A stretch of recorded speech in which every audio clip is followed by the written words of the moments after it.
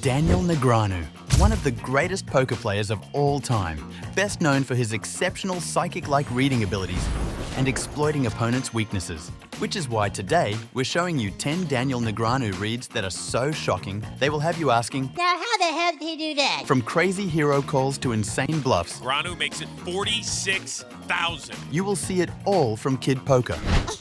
So stay tuned. The last two hands we show may have you believing that Daniel Negreanu might actually have psychic powers. I can read your mind. To start things off, we're jumping in our time machine and Marty McFlying back to the 2006 National Heads Up Poker Championship to show you this intense hand between Daniel Negreanu and Greg Fossilman Raymer. Let's take a closer look at the action. Suited 10-5 for Raymer. And he's going to continue his aggressive play. He raises to 3,600. Negreanu also with hearts, Jack-7. And he calls. Negreanu hits middle pair on the flop and both players check. Check, check on the flop. Turns an 8 of hearts. The 8 on the turn still gives Negreanu the best hand, but he checks again to Raymer, who now decides to fire a bluff at the pot. And Raymer bets 5,000. Daniel quickly calls. Greg's been bluffing a lot. Deuce of clubs on the river. Daniel checks. And Greg Raymer moves all in. The stakes were high, as Raymer, armed with a mere 10-5 suited, daringly fired all in on the river with a complete bluff. Negreanu, holding just second pair with Jack-7, was at a crossroads, to call or to fold. He then says, Gotta go with my gut. This could be really stupid. I call. Wow! You call, you win, buddy. How do you call that? Great call. in a display of exceptional poker instinct, Negreanu trusted his gut and made an incredible call unveiling Raymer's bluff. His astonishing play not only buried the Fossil Man by knocking him out of the tournament, but also showcased his ability to make smart strategic decisions under pressure. Next up, we have a hand from the PokerStars Big Cash game. This hand started off as a three-way battle between Negreanu, another well-accomplished poker pro, and an amateur who was trying to win enough money to pay for his wife's dream wedding. Jensen kicks things off with a limp 3-bet to $10,000 from the low jack. Feeling confident against this amateur, Negreanu makes the loose call, as well as Scott Seaver, who looks very excited about his hand. A big flop for the loose cannon right here, which is 9-7 king, 2 diamonds. Seaver checks his gut shot. Jensen pushes all in with ace high. Now I'd like to know exactly what that is. Somehow, even though completely dominated, Daniel has flopped his only live card, and it's the best hand. 60,600. Looks like Daniel thinks there's a real shot his 9 is best. Daniel calls. And Seaver folds. Wow. With Seaver still left to act behind him, Negreanu senses weakness from Jensen and calls his $60,000 all-in bet with just second pair. Once or twice, it's up to you. Once is fine. I think you got me. Run it once, he says. Let's get it over with. This is for the wedding right here. Ace or queen. Ace or queen for a beautiful wedding. Aaron's wedding will either be at the Four Seasons or the 4H. The turn. Ace on the turn. 5 of diamonds. Aaron needs a queen or an ace, or his queen will be kicking his ace. The river card for Aaron Jensen. The 6 of diamonds. Sorry, brother. And just like that, Jensen's hopes of a dream wedding get completely shattered. Now that we've shown you some of his insane hero calls, it's time to show you some of Negreanu's epic bluffs. Get ready for these next 5 mind-blowing hands, where Negreanu's plays go from incredible to downright unbelievable. First up is a hand between 2 of poker's biggest rivals, Daniel Negreanu and Phil Hellmuth. No spoilers here, but let's just say Kid Poker takes the poker brat back to preschool in this hand. How about a re-raise to 3,600? Doyle pocket jacks. Now, Doyle would typically be the one to 3-bet in this spot with 2 jacks, but since Daniel did it for him, he just calls. And now, action back on Hellmuth. Makes the call. So 3 players to the flop. The flop comes 5-7 queen with Doyle's jacks still in the lead, but all 3 players decide to check. They checked around, a 4 of spades on the turn. Finally feels like it's safe to maybe take a stab here. Bet 7,000. Well, Phil doesn't have anything. He's now leading out into a guy who 3-bet and another guy who called a 3-bet. So this bluff from Hellmuth actually carries a lot of weight. It's not just a snap call for Daniel with an open-ended straight draw. After Negreanu calls Hellmuth's turn bet, surprisingly, Doyle folds the best hand and the river comes. Deuce of spades, Daniel hits bottom pair. Bet of 6,000 by Phil Hellmuth. Just don't reach for a bunch of those great chips.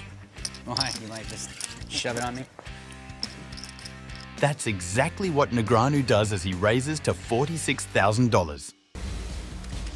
Speech time. It's gotta come. He might have like 6'9" opposite. It's Daniel. Good bet. And Phil lays it down. Finally got there. Took a while, but I had you. That's not gonna look good on TV. Yeah, whatever that is, it's not gonna look good. Whatever it was. That play's so bad. I know Daniel's playing the rush and he's going to re-raise. Yes, that was what I was doing. I knew The analysis post-flop is not the time to get it right. You didn't have a pair? You couldn't call?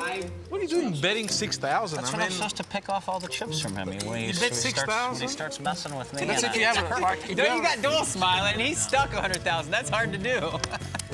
Oh, look, we're just getting warmed up, Danny boy. With that play, Negreanu can check bluffing Phil Hellmuth off of his poker bucket list. Here's Daniel breaking down the thought process of his well-executed bluff. He's going to start limping a lot more than what's typical in a six-handed game. Now, we also had a straddle going on in this game, and he decided to knit up and not straddle, but instead he min-raised to 800 from first position. I decided to re-raise him with 6 deuce of clubs, and then my plan kind of got foiled because Doyle Brunson called the button. And I know he's not calling with garbage. Phil Hellmuth also calls. The three of us see a flop. Flops queen 7-5. Check it. Phil checks, and I start thinking about whether or not it's worth it to try to steal this pot. But I think, Doyle's got such a strong hand that it's too dangerous. So I decided to just give up completely. I just check. And Doyle, he thought for a bit, but he checked. Now the turn comes a 4, but it's also a spade. Backdoor flush draw. And Phil Hellmuth bets 7,000. And now I'm thinking, okay, he could be doing this with a hand like 2 8s, 2 9s, 2 10s. With the right card on the river, I could bluff him, plus I have a straight draw now. So I decided to call and reevaluate in the river. And Doyle, he folded on the button, so I was like, phew, got through him. Now the river is a deuce of spades. So it's kind of a weird card because the flush got there, so I could represent that, but I also made a pair. So if he has nothing, I can beat him. But he bets 6,000. I'm already like, okay, he doesn't have a flush. I've seen Phil Hellmuth make these bets a lot, and more often than not, it's usually not the nuts. Just don't reach for a bunch of those great chips. So I decide, I raise it, like 40,000, he just instantly folded.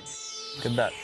Really, it just came down to me knowing that his bet size on the river just screamed of a very weak attempt at a bluff. So I'm like, no, not on my watch. Just in case my deuces weren't good, I had to raise it and get him off maybe if he had a pair of 7s or something stupid like that.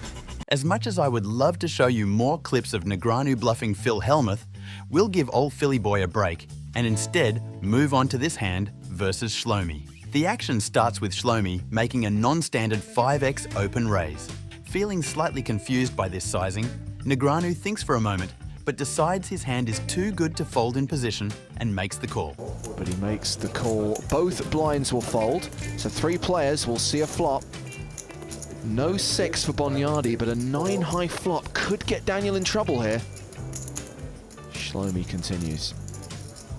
He's made it 15-25. It's a pot-sized bet. He does make the call. A big pot is brewing. Shlomi can't be too concerned about this turn card. 21-25. This time he decides to make it a little bit cheaper for Negreanu. Daniel is trying to put the pieces of the puzzle together.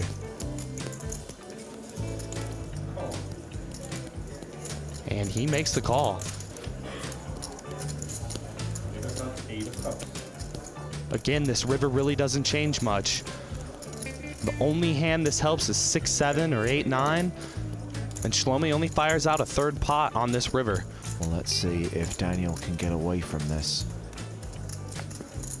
Negreanu turns his value hand into a bluff on the river and gives everyone a glimpse of his psychic-like reading ability. Here you got aces or kings. Can I say that, or is that illegal? Heads up. I can say what he has, but not what I have. Okay. I'm thinking aces or kings. You think right. Daniel really pulled the trigger correctly on that one. And Shlomi's now thinking, if you've read me for aces or kings, surely you can beat aces or kings. I have to fold. If I show one, do I have to show all? Okay. I can show one? I can show one if I want to? I don't feel like it.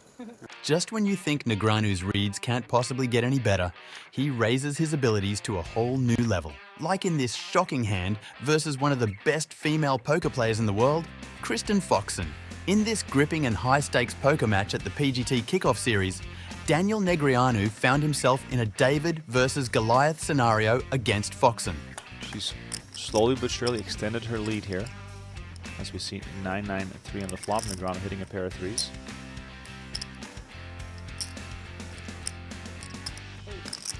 $180. Daniel comes with a check raise here. Foxen makes the call. That's 7-8, you know, wrapped a little bit around the 9. It's also got backdoor clubs. Yeah, it's the modern game of poker. If you even as much as sort of have a sliver of the flop, you're going to be excited to see the turn. 175. But for Negreanu, this is also a terrible situation. You're short, you only have a pair of threes. You know that Foxen can do this with air as well as with strong hands. The fact that it wasn't raised before the flop, perhaps... Ah man, counterfeited on the river. How annoying.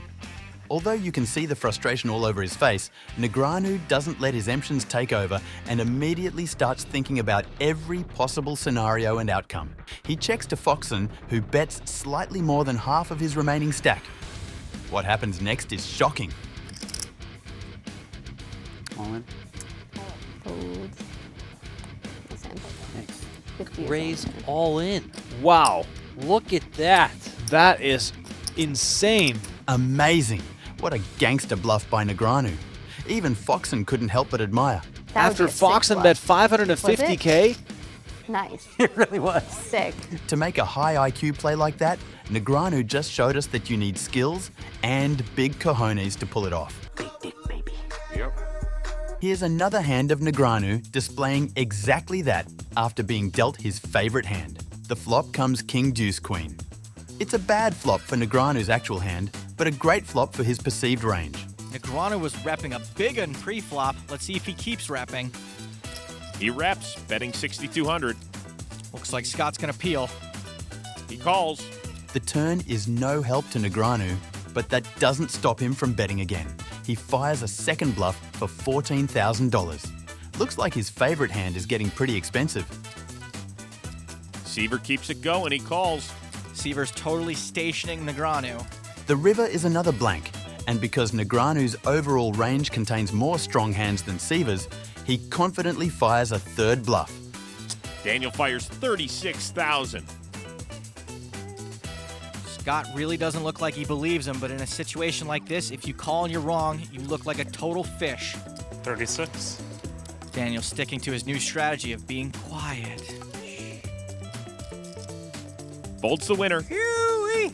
You had me staring. I had my favorite hand. You know what that is? 10-7? Oh, the 10-7. Oh, 10. The exact suit. I said 10-7. Oh, you did? I'm sorry. 7 of diamonds and 10 of clubs specifically. Those are the ones. I can't believe I got away with a bluff. And by the look on his face, Seaver can't believe it either. Next up is another cash game hand where Negreanu faced off against poker's all-time money list leader, Brian Kenny, who is also the alleged ringleader of an online poker scheme that involved cheating players out of potentially millions of dollars, despite having won more than $65 million over the course of his career. Unfortunately for Kenny, there were no cheating tactics to help him out in this one. 5-4-5 rainbow. Kenny checks. Solomon checks. Daniel going for some chips. And bets 6,000. Kenny's got the best hand with ace-queen high. And he's in there. Solomon folds. 8 of spades on the turn. Rick would have paired his 8. And Kenny checks. You better watch out, Kenny. That is the look of a man with bad intentions. After c-betting the flop and getting called, Negreanu turns up the heat and fires a second barrel at Kenny, this time for $16,000. This is actually a pretty big bet from Daniel. Bryn looks suspicious, and we know he'd be right. He's gonna make the call. Don't look now, but our first pot of the night is getting pretty big. The river comes a deuce, and Kenny checks it over to Negreanu, who has no plans of shutting down. We don't see a 3-barrel bluff from Daniel too often. Bryn's been pretty stubborn. But Daniel does 3-barrel, 85,000. Wow. Negreanu massively overbets the pot with a stone-cold triple barrel bluff. Action shifts back to Kenny, who is probably wishing he had some useful cheating methods right about now. Without much thought, Kenny folds and Negreanu is relieved. Attention quickly shifts back over to Kenny, who looks absolutely sick and perhaps constipated as he tells Negreanu to show the bluff. Let's see it then. You want to see it? You don't want to see it. It'll tilt you for sure. Let's see. I want to see it then. You guys really want to see? Make the game better? All right, show one for the boys. Come on. Let's do it. Let's see. What the hell? Ah, that's like looking at an X's. Negreanu shows him the bluff as he proudly flips over Queen 3 offsuit. And on this day, a poker supervillain was born. I will get my revenge on everyone! Sure, you are right about that, Kenny. It's just too bad you had to cheat to get it. Before we move on to the final 2 epic hands, we have one more awesome hand to show you. In an episode of The PokerStars Big Cash Game, Daniel Negreanu engaged in a memorable hand against longtime pro Andrew Roble. Let's see what happened in this hand that caused Tony G to quit the game. Roble bets 4,000 with top pair. He's making Daniel pay to draw. Daniel will. The turn, the 10 of diamonds. Roble picks up a straight draw. Action on Negreanu. Looks like we're going to see a semi-bluff. Bets 8,500. This is a donk bet bluff. He knows Roble is tight, and Andrew knows Daniel is loose, so top pair, decent kicker, and a gut shot might all just be too much to get away from for Andrew. Roble calls. Daniel can't like that call unless he sees a spade. Which he doesn't. 10 of hearts on the river. Action on Negreanu.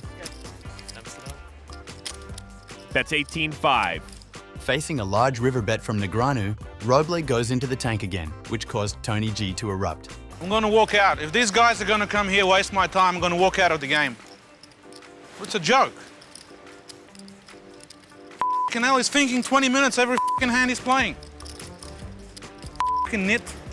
You play online, it's like quick. 2 seconds, bang, bang, they're pressing buttons. They come here, they freeze up. Daniel's done a good job of making this look like a value bet, so Andrew has a legit decision to make. He seems to be doing a good job of tuning Tony out. He folds. What? After all that, he finally threw it away. I mean, I had a 6. But... Daniel shows the bluff. So far, you've witnessed the insane hero calls, the epic bluffs, and now...